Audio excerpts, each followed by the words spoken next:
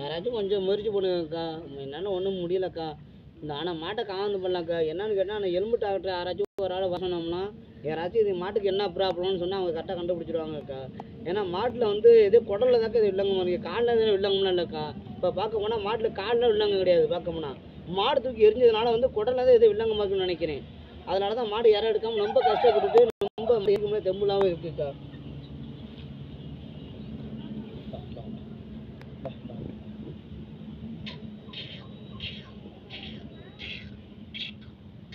Video ஆகும்.